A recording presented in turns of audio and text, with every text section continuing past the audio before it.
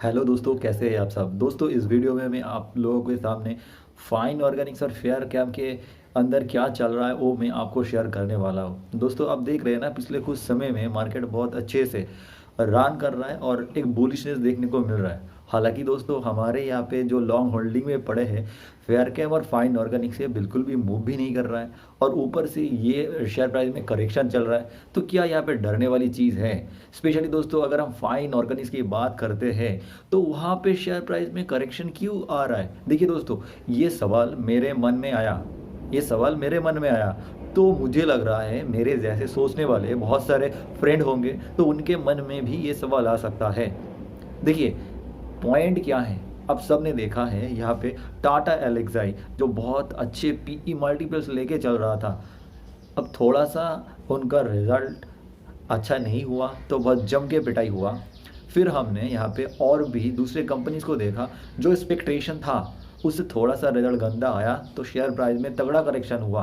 तो लोगों के मन में लग रहा है, एक्चुअली मेरे मन में भी लग रहा है, फाइन ऑर्गेनिक्स का तो रिजल्ट कंसिस्टेंसी अच्छा आ रहा था, क्या इस बार भी अच्छा आ पाएगा?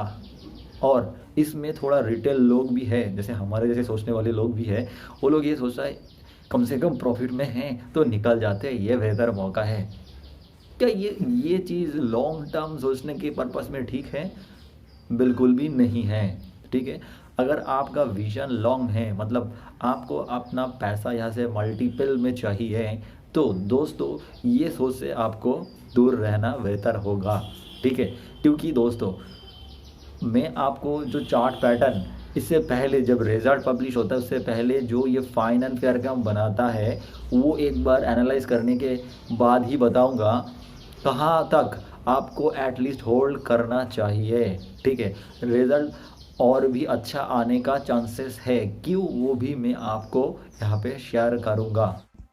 तो दोस्तों, आपके सामने है फाइन ऑर्गेनिक्स, मैं यहाँ पे स्क्रीनर में ओपन कर चुका हूँ। और दोस्तों, आप देख पा रहे हैं यहाँ पे पिछले कुछ क्वार्टर का रिजल्ट बहुत ही शानदार आया है। कंपनी ने जो नए देशों में जाके अपना एक्सपेंड किया है और प्रोडक्ट्स मिक्सिंग में बहुत ही अच्छे इनोवेशन किया है, अपने रिसर्च एंड डेवलपमेंट टीम के ऊपर काम करते हुए नए प्रोडक्ट बनाया है, उसके नतीजा क्या हुआ है, सेल्स में बहुत ही शानदार तरीके से जंप हमने देखा है। उसके साथ साथ यहाँ पे एक्सपेंस के ऊपर भी कंपनी काम किया है। कंपनी का मटेरियल कॉस्ट और एम्प्लॉय कॉस्ट भी कम हुआ था। उसके साथ साथ बहुत ही शानदार तरीके से ओपीएम में जंप देखने को हम लोगों को मिला है। और उसके वजह से ही दोस्तों हमने देखा है कि इस तरीके से प्रॉफिट में बहुत ही शानदार जंप आया है। और उसके साथ साथ शेयर प्राइस भी एक साल के अंदर बहुत ही अच्छे तरीके से रिएक्ट किया है, स्टॉक प्राइस डबल होते हुए नज़र आए हैं। कंपनी का जो बहुत ही शानदार शेयर होल्डिंग पैटर्न है, जहाँ पे हम लोग को दिखाई देते हैं सिर्फ 6% यहाँ पे पब्लिक के पास है, तो शेयर का क्राइसिस भी यहाँ पे साबित करता है शेयर प्राइस को ऊपर जाना 100% कन्फर्म है। अब यहाँ पे दोस्तों तो धीरे धीरे छोटे छोटे सेलिंग हो रहा है। ये कौन कर सकता है जिसके पास लग रहा है यार यहाँ पे बहुत सारे हाईली रेटेड कंपनी को जमकर धो रहा है मार्केट, तो ऑब्वियसली हमारे पास प्रॉफिट तो है, हम निकल जाते हैं। ये शॉर्ट टर्म ट्रेडर अगर है आप तो आप सोच सकते हैं। ठीक है, अगर आप लॉन्ग टर्म प्लेयर है तो ऑब्वियसली आपको यहाँ पे होल्ड करना चाहिए, क्योंकि ये कंपनी का री रेटिंग हुआ है पीई में। तो दोस्तों यहाँ पे हो सकता है जो लॉजिस्टिक का इशू और साथ में क्रूड रिलेटेड यहाँ पे जो प्रॉब्लम था ग्लोबल मार्केट में, वो सॉल्व होने के साथ साथ ये जो सेल्स नंबर बढ़ने के साथ साथ ओपीएम और भी अच्छा होता है। हमने इससे पहले कई कंपनी में लगातार कुछ क्वार्टर में बढ़ते हुए देखा है। तो हाईली चांसेस यहाँ पे जो वैल्यू है, मतलब अब देख रहा है 26-29%, अगर ये वैल्यू सस्टेन करता है कंपनी तो आपको इसको होल्ड करके चलना है। अब देखिए, अगर बाई चांस ये फॉल हो जाए, मतलब जब रिजल्ट पब्लिश होगा उसके बाद आप देखिए, अगर ये फॉल करता है तब आपको डिसीजन लेना है क्या मैनेजमेंट का कमेंट्री आ रहा है, क्या वो फिर से एक क्वार्टर में रिगेन कर सकता है। अगर ऐसे होते हैं तो ऑब्वियसली फिर से होल्ड करना है, अगर यहाँ पे लगता है ये जो एवरेज आ रहा है, एवरेज से बिलो आ रहा है, तो ऑब्वियसली आपको दूसरा चीज़ सोच लेनी चाहिए। क्योंकि दोस्तों सेम चीज़ मैंने यहाँ पे फेयर कैम में देखा है, और कंपनी का एक दो क्वार्टर में क्रूड के चक्कर में प्रॉब्लम हो गया था। मैंने ये मेरे वीडियो में कई बार बोला था। देखिए यहाँ पे बहुत यहाँ पे देखिए 24 था, उसके बाद कम हो गया, हमने यहाँ पे मान लिया ओके, फिर कम हो गया, फिर कम हो गया। बट यहाँ पे जो रॉ मटेरियल का इश्यूज था वो अगले क्वार्टर में सॉल्व हो गया, कंपनी ने पास ऑन कर दिया। और साथ में क्या हो गया था, यहाँ पे अपना रिसर्च एंड डेवलपमेंट में काम करते हुए नए प्रोडक्ट बनाने के साथ साथ कंपनी ने टर्न अराउंड कर लिया। तो उसके बाद आप देखा है 1100 से 2400 तक जाने में सिर्फ 3 to 4 मंथ का समय ही लिया। ठीक है, तो बट यहाँ पे आपको एक चीज़, सिर्फ ओपीएम को नहीं देखना है, कंपनी का लॉन्ग टर्म जो व्यू है वो उनको देखना है। आपको यहाँ पे देखना है जो सेल्स का नंबर है, क्या यहाँ पे ड्रास्टिकली चेंजेस आ रहा है। मतलब ऐसे हो सकता है एक क्वार्टर में डिमांड थोड़ा सा कम है, हो सकता है। हम एशियन पेंट के साथ भी देख रहे हैं, उनका रिजल्ट थोड़ा सा गंदा आया है, तो बहुत जम के पिटाई हो रहा है। तो यहाँ पे अगर एक क्वार्टर में कम हो रहा है, इट इज़ ओके, बट उस समय में मैनेजमेंट का डिस्क्लोज़र, रिलेटेड कंपनी का डिस्क्लोज़र देखनी चाहिए। ठीक है, क्या उन सब का भी सेम रीज़न की वजह से कम हो रहा है, और सारे मैनेजमेंट एक्सपर्ट लोग क्या सोच रहे हैं, कब तक ये ठीक हो सकता है। मैं यहाँ पे टीवी एक्सपर्ट की बात नहीं कर रहा हूँ, मैं यहाँ पे जो मैनेजमेंट में बोर्ड ऑफ डायरेक्टरी में बैठे हैं, जो हॉनेस्ट है, पिछले कई दशक से अपने इस इंडस्ट्री में राज कर रहा है, उनका इंटरव्यू की बात कर रहा हूँ। ठीक है दोस्तों, तो यहाँ पे ओवरकम हुआ है। मुझे लगता है इस बार ये फेयर काम का भी रिजल्ट और भी बेहतर हो सकता है, कैपेक्स के ज़रिए हो सकता है। तो अगर आपका लॉन्ग टर्म व्यू है तो मुझे लगता है अगर ये ओपीएम ठीक हो जाता है, मतलब और भी बेहतर हो जाता है, तो ऑब्वियसली फेयर गम में तो स्पेशली दोस्तों और भी बाइंग होगा।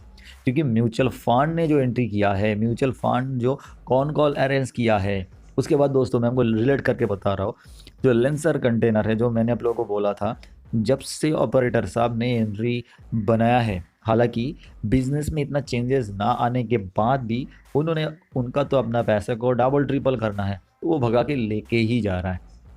तो मुझे पर्सनली लगता है ये कंपनी जैसे फेयर कैम है, इनका भी री रेटिंग होने वाले हैं, जस्ट होल्ड करिए। छोटा मोटा करेक्शन आप देख सकते हैं, 5 to 10% का करेक्शन ऊपर नीचे हो सकता है, इसको आपको मतलब नहीं देखना है। अगर उससे ज़्यादा करेक्शन हो जाता है तो लॉन्ग टर्म व्यू अगर है तो और आप ऐड कर सकते हैं। ठीक है, तो वही चीज़ मैं आपको बोल रहा हूँ। और एक चीज़ है, मैं आपको वो ट्रेडिंग व्यू में जाके दिखा रहा हूँ। जब ग्लोबल मार्केट, इंडियन निफ्टी ऊपर जाता है, फिर स्पेशली मैं पिछले 2 साल से देख रहा हूँ, ये दो कंपनी जो है ना ज़्यादा मूव नहीं करता है, थोड़ा सा करेक्शन में आ जाते हैं। और देखिए मैंने एक बार करेक्ट हुआ था इंडियन मार्केट मतलब 2.5%, उस दिन मुझे याद है रिलायंस बहुत ज़्यादा गिर गया था, और भी दूसरे कंपनी गिर रहा था, बैंक भी गिर रहा था। बट उस समय में मैंने देखा था ये फेयर कैम का कंपनी जो है ना, उस दिन 7% आप था।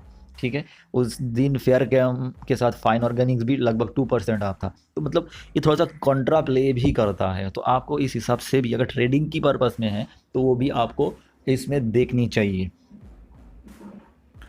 तो दोस्तों आपके सामने फाइन ऑर्गेनिक्स का चार्ट, जब रिज़ल्ट आता है दोस्तों, उसके बाद देखिए प्रीवियस समय में क्या हुआ था, ये सारे जगह पे जाके रुक गया था। मार्केट एक्सपेक्ट कर रहा था एवरेज रिज़ल्ट आएगा, बट उसका रिज़ल्ट और भी बेहतर आ गया। ठीक है, उसके बाद आप यहाँ पे इसी क्वार्टर में देखिए, जब सारे कंपनी में क्रूड के चक्कर में इश्यूज़ आ गया था, अब देखिए वहाँ पे भी इनके साथ अब अभी का सिनेरियो रिलेट कर पाएंगे। कंपनी का यहाँ पे शेयर प्राइस में करेक्शन बहुत अच्छे से जाने का कोशिश, फिर यहाँ पे नीचे आ गया। मे बी सबने एक्सपेक्ट कर रहा था और भी गंदा आएगा, बट हुआ कुछ उल्टा, और उसके बाद बहुत ही शानदार तरीके से अब देखिए यहाँ पे 4000 से लेके 6000 के आसपास शेयर चला गया था। तो मतलब बहुत ज़्यादा जंप हो गया था। इस समय में निफ्टी वो 15,400 500 के पास चल रहा था, तो उस समय में इसी कंपनी पॉजिटिव रिटर्न दे रहा था और बहुत अच्छा खासा जंप इसमें देखने को मिल रहा था। तो जो मैंने पॉइंट बोला, अगर करेक्शन होते फिर भी इसमें ज़्यादा करेक्शन का चांसेस कम है, क्योंकि ये अपने क्षेत्र में मार्केट लीडर है। अब यहाँ पे देखिए, यहाँ पे भी सेम ही चक्कर हो सकता है। मैंने आपको दो ही रीज़न बताया, एक ओपीएम का इशूज़ अगर सस्टेन करता है तो ओके। अगर आपको देखिए यहाँ तक आपको ऑब्वियसली होल्ड करना ही चाहिए, क्योंकि कितना करेक्ट होगा, अगर मैं मानता हूँ लॉस होगा। प्रॉफिट होगा तो कोई प्रॉब्लम नहीं है दोस्तों, प्रॉफिट होगा तो मुझे, जैसे मैंने आपको एक वीडियो में बताया था, मेरा टारगेट 10,000 है, मेरा टारगेट 10,000 है, ठीक है, तो हाईली चांसेस है। नहीं तो दोस्तों ऐसे आप ऑपरेटर के बारे में भी सोच सकते हैं, शायद ये 6% स्टेक है रिटेल के पास, वो लोग नहीं चाहता है ना, इतना अच्छा कंपनी सब कुछ अच्छा कर रहा है, तो हो सकता है इसको ऐसे चार्ट पैटर्न बनाए, ऐसे चार्ट पैटर्न बनाए जब लोग डर जाए, ठीक है, ऐसे भी हो सकता है। इसके इसके साथ मतलब वो नीचे लेके आएगा, एक ब्रेकडाउन करा देगा, फिर उन लोगों को जहाँ पे माल भरना था भर के वो ऊपर लेके चला जाएगा, क्योंकि है ही नहीं, तो मार्केट में शेयर है ही नहीं, तो आप कैसे लेंगे? क्योंकि अब देखिए ना कितने कम क्वांटिटी में ट्रेडिंग होता है, बहुत ही कम क्वांटिटी में ट्रेडिंग होता है। तो ये सारे FIRDI के पास है, fund house Saurabh Mukherjee sir, उनके क्लाइंट सबके पास है, तो बहुत ही कम क्वांटिटी में ट्रेड होता है। तो अगर आपको नीचे मिल रहा है तो पकड़ के बैठ जाइए। फिर अगर हम फेयर कैम में चलते हैं, तो मैंने आप लोगों को वही चीज़ दिखा रहा था, ये बहुत बार हमने यहाँ पे नोटिस किया है, ऊपर जाता है, ऊपर लेके जाता है, नीचे लेके आता है। मैंने यहाँ पे आपको मल्टीपल टाइम बोला था, ये देखिए सेलिंग जो है ना, सेलिंग अभी भी यहाँ पे, जैसे यहाँ पे चल रहा था, यहाँ पे चल रहा था, और थोड़ा नीचे जाके फिर से ऊपर लेके गया।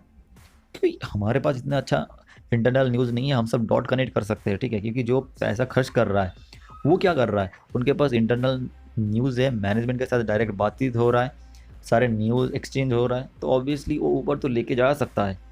बट ऊपर तभी तो लेके जाएगा ना जब सारे क्लाइंट का पैसा इसके अंदर इकट्ठा वो लोग भर लेगा, सारे रिटेल जो डरने वाले लोग हैं उनसे क्या करेगा, माल ले लेगा, सस्ते भाव में लेगा, तभी तो वो ज़्यादा क्लाइंट को रिटर्न दे पाएगा, और फिर उनका सैलरी भी बढ़ेगा। ऑपरेटर सबको तो यही कम है। तो अगर वो थोड़ा सा नीचे लेके आता है, ओके, हम सिर्फ फंडामेंटल देखेंगे, हम देखेंगे जो रिजल्ट हम यहाँ पे एक्सपेक्ट कर रहे थे क्या ये एक्सपेक्टेड आया कि नहीं। अगर एक्सपेक्टेड आया, उससे बेहतर आया, तो हम अगर नीचे आएगा और भी बाई करेंगे, ठीक है। और अब यहाँ पे थोड़ा बहुत अगर नीचे और भी आता है तो हम लोगों के लिए और भी गोल्डन चांसेस है, ठीक है। ऊपर ऑब्वियसली लेके जाना है, अब डायरेक्ट अगर ऊपर लेके जाएगा तो कोई प्रॉब्लम नहीं है। तो दिस इज़ द अपडेट, मैंने ये दो कंपनी के बारे में आप लोगों को शेयर किया। इसके बारे में भी सच है, जब मार्केट ऊपर जाता है तो ये थोड़ा सा नीचे की तरफ आता है, जब मार्केट नीचे जाता है फिर ऊपर की तरफ ये चलना शुरू करता है।